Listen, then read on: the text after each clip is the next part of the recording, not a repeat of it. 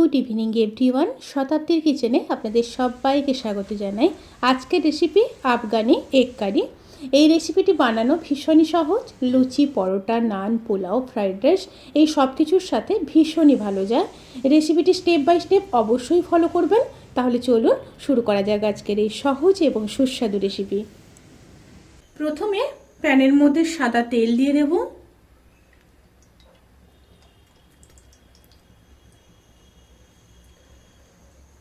তেলটা গরম হয়ে গেছে, এবার ডিমগুলোকে ভেজে নেব। ডিমের গায়ে কিন্তু এইভাবে কাট করে নিতে হবে। প্রত্যেকটা ডিম আমি এইভাবে কাট করে নিয়েছি। ডিমগুলোকে হালকা ফ্রাই করে নেব।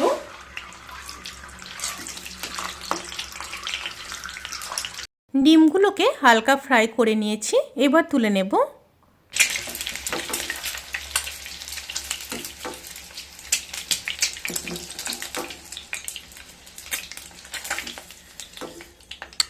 এবার ওই তেলের মধ্যে দুটো মিডিয়াম সাইজের কেটে রাখা পেঁয়াজ দিয়ে দেব।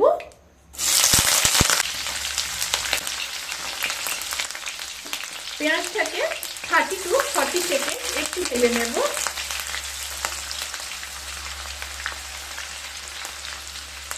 এবার দিয়ে দেব 8-10 কোয়া রসুন, 1 ইঞ্চ মতো আদা আর দুটো কাঁচা লঙ্কা দিয়ে আবারও 1 মিনিট ভেজে নেব।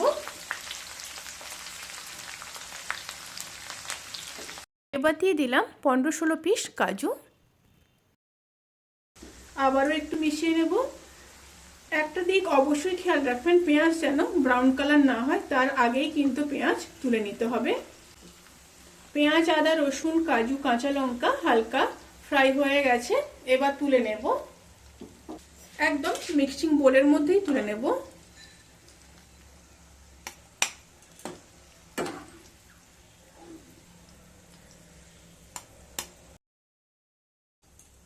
এবার ঠান্ডা করে নেব। এবার একটা পেস্ট রেডি করে নেব।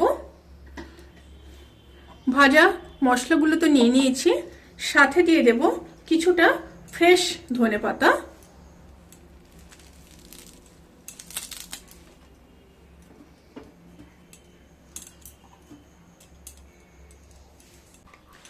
এবার দিয়ে দেব পরিমাণ মতো লবণ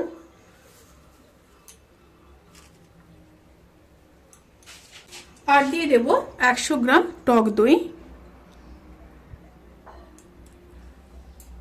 দিয়ে একটা স্মুথ পেস্ট রেডি করে নেব। তেলটা গরম হয়ে গেছে, এবার দিয়ে দেব থেতো করে রাখা 3টে এলাচ, 3টে লবঙ্গ, সামান্য দারচিনি, 5-6টা গোলমরিচ আর দিয়ে দেব হাফ চামচ গোটা জিরে। একটু নেড়ে নেব। তেল থেকে যখন সুন্দর একটা স্মেল বেরোতে শুরু করবে, সেই সময় পেস্ট করে রাখা মশলা দিয়ে দেব।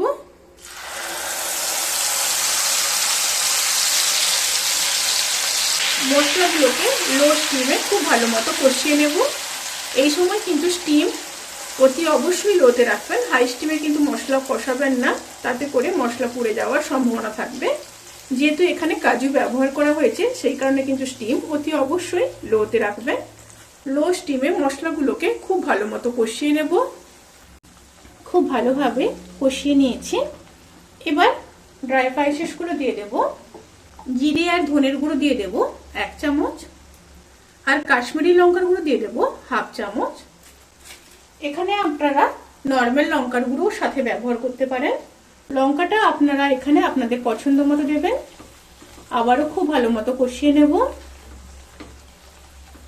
লো টু মিডিয়াম স্টিমে খুব ভালো মতো কষিয়ে নিতে হবে।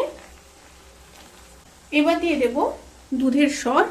আপনাদের কাছে যদি ফ্রেশ ক্রিম থাকে তাও ব্যবহার করতে পারেন। আবারও খুব ভালো মতো কষিয়ে নিয়ে তারপর ফিরে আসছি। খুব ভালোভাবে কষানো হয়ে গেছে। আর একটা কথা বলে রাখি, আমি এখানে দুধের সর ব্যবহার করেছি, আপনারা চাইলে ফ্রেশ ক্রিম ব্যবহার করতে পারেন। আর হাতের কাছে যদি দুটো না থাকে তাহলে স্কিপ করতে পারেন, কোনো অসুবিধে নেই। এবার ভেজে রাখা ডিমগুলোকে দিয়ে দেব। ভেজে রাখা ডিম দিয়ে খুব ভালোভাবে মশলার সাথে ডিমটাকে মিশিয়ে নেব। মিশিয়ে নিয়ে আবারও 1 থেকে 1.5 মিনিট লো স্টিমে রান্না করে নেব।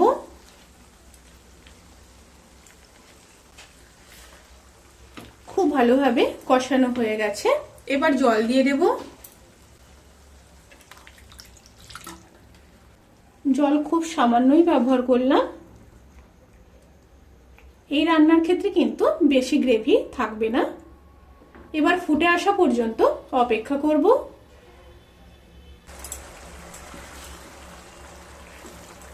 তরকারিটা ফুটে এসছে।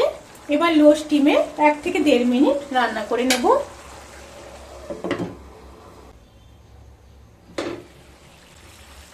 রান্নাটি কিন্তু একদম রেডি। এবার উপর থেকে 1/2 চামচ গরম মশলার গুঁড়ো দিয়ে দেব, আর দিয়ে দেব 1/2 চামচ চিনি টেস্ট ব্যালেন্স করার জন্য। আপনি যদি না চান তাহলে স্কিপ করতে পারেন। আর দিয়ে দেব কিছুটা কাসুরি মেথি হাতে ক্রাশ করে। এবার খুব ভালোভাবে মিশিয়ে নেব। আফগানি এগ কারি কিন্তু সার্ভ করার জন্য একদম রেডি। এবার গ্যাসের ফ্লেমটাকে অফ করে ঢাকা দিয়ে 10 থেকে 15 মিনিট স্ট্যান্ডিং টাইমে রেখে তারপর সার্ভ করব। রেসিপিটি কতটা কালারফুল হয়েছে দেখেই বুঝতে পারছেন। রেসিপিটি কেমন লাগলো প্লিজ কমেন্ট করে জানাতে কিন্তু ভুলবেন না। যদি ভালো লেগে থাকে তাহলে সাবস্ক্রাইব করে পাশে থাকা বেল আইকন প্রেস করে নোটিফিকেশান অল করে রাখবেন। তাতে করে আমি যত রেসিপি দেব সমস্ত লিঙ্ক আপনাদের কাছে পৌঁছে যাবে। আপনারা সবাই ভালো থাকবেন, সুস্থ থাকবেন, সাবধানে থাকবেন। আজকের মতো এই পর্যন্ত। পরের ভিডিওর জন্য অপেক্ষা করুন। টাটা।